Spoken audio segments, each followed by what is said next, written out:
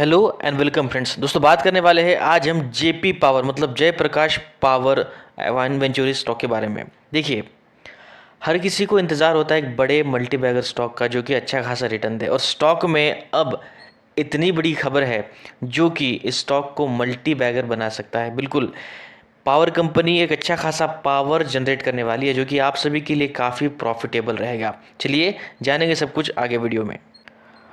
अब जैसे कि आपने यहाँ पर ये बात तो नोट कर ली होगी कि स्टॉक ने ऑलमोस्ट आज के दिन 20% का आप सभी को अपर सर्किट यहाँ पर लगाता हुआ दिख रहा है। स्टॉक ने आज की ओपनिंग 19.10 के लेवल पर की, अपना हायर लेवल 22.74 मतलब इसका आज का क्लोजिंग लेवल, और इसका लोअर लेवल 18.95। स्टॉक में आज अच्छी खासी खरीदारी हुई और स्टॉक ऑलमोस्ट अपने पीक लेवल के पास जा रहा है, मतलब 52वीं हाई के पास।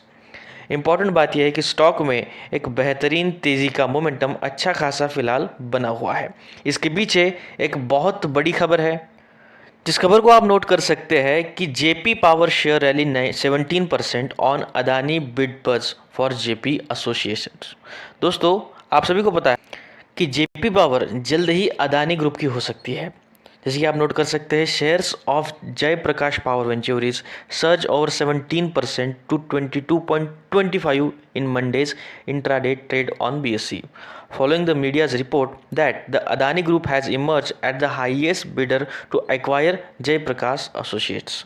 दोस्तों, अदानी ग्रुप जयप्रकाश एसोसिएट्स को एक्वायर करने के लिए अपना हायर बिड दे चुका है, और सबसे बड़ी बात यह है कि इस रेस में केवल अदानी ग्रुप नहीं तो वेदांता, JSPL ऐसी बहुत सी बड़ी बड़ी कंपनियां हैं जो कि जेपी एसोसिएट्स को खरीदने के लिए आगे बढ़ चुकी है। मतलब सबसे इंपॉर्टेंट बात आपको यह पता होनी चाहिए कि डेप्थ मतलब कर्जे को भरने के लिए कंपनी खुद को बेचने वाली है। और सबसे इंपॉर्टेंट बात आप सभी को ये भी पता होनी चाहिए कि फिलहाल अच्छा खासा जो दाव है वो अदानी ग्रुप ने लगाया है। तो इम्पॉर्टेंट बात आप सभी के लिए यह है कि अगर इतने बड़े कंपनी के साथ जेपी एसोसिएट्स जुड़ जाती है, मतलब जेपी एसोसिएट्स जुड़ने के बाद डायरेक्टली आपको जेपी पावर भी उसी के साथ मिलेंगी, तो अगर ये दोनों कंपनियां डायरेक्टली उसके साथ जुड़ती है तो यहाँ पर स्टॉक में काफ़ी बेहतरीन उछाल आता हुआ दिख सकता है। अब फिलहाल के करंट सिचुएशन के हिसाब से स्टॉक अपने हायर लेवल्स को जल्द ही क्रॉस कर सकता है।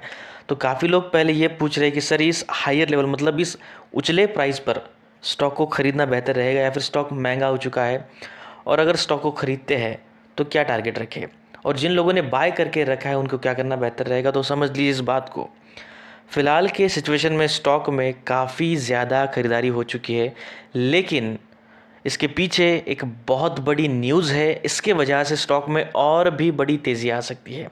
केवल स्टॉक मतलब कंपनी को एक्वायर करने के हिसाब से अगर न्यूज़ इतनी बड़ी आ रही है और स्टॉक में उछाल इतना बड़ा आ रहा है, तो एक्वायर करने के बाद स्टॉक में मोमेंटम कितना बड़ा होगा, ये बात आप नोटिस कर सकते हैं। तो अगर आप स्टॉक को खरीदना चाहते हैं तो अपने कैपिटल में से ऑलमोस्ट 10 to 15% का रिस्क ले सकते हैं।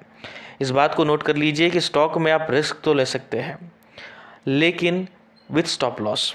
सेकंड इंपॉर्टेंट चीज़, अगर आप स्टॉक में ऑलमोस्ट अपनी होल्डिंग बना चुके हैं तो आप होल्डिंग को कंटिन्यू कर सकते हैं एक अच्छे खासे और ख़रीदारी के साथ, क्योंकि स्टॉक में प्रॉफिट का मोमेंटम है। लेकिन इस बात को मत भूलिए कि स्टॉक फ़िलहाल कम लेवल का है, या फिर आप कह सकते हैं पेनी स्टॉक है।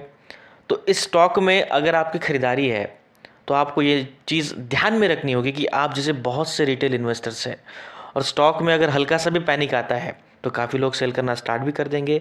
तो आप सभी को यहाँ पर अलर्ट रहना काफ़ी इंपॉर्टेंट है। अब अभी के हिसाब से अगर स्टॉप लॉस की बात करें तो स्टॉक में आप अभी के फ़िलहाल का जो स्टॉप लॉस है बना के चल सकते हैं लगभग 20 रुपीज़ का, 20 रुपीज़ का।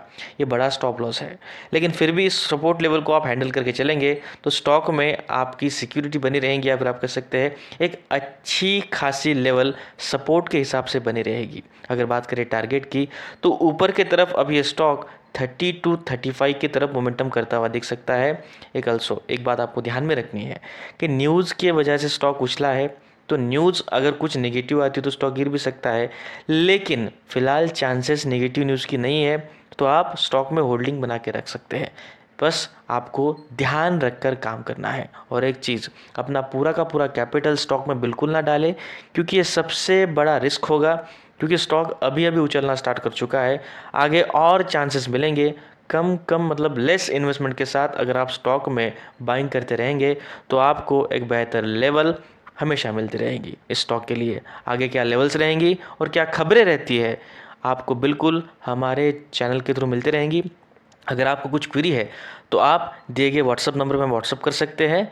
अल्सो बिल्कुल आने वाले वीडियोस के लिए चैनल को सब्सक्राइब कीजिए, वीडियो को लाइक कीजिए, कमेंट बॉक्स में कमेंट कर सकते हैं।